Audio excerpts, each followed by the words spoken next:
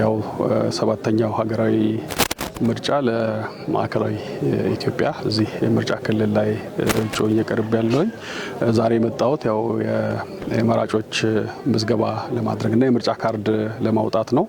እንደሚታወቀው በዚህ ሀገራዊ ምርጫ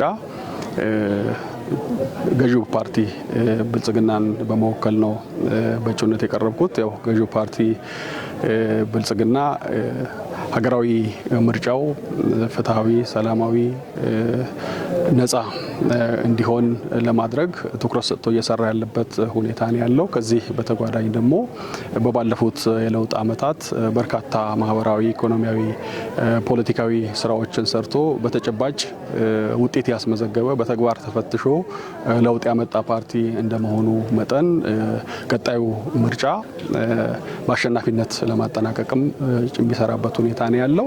ያው የአካባቢው ማህበረሰብ አሁን ላይ የዲሞክራሲያዊ መብቱን በተገቢ ሁኔታ መጠቀም ይኖርበታል።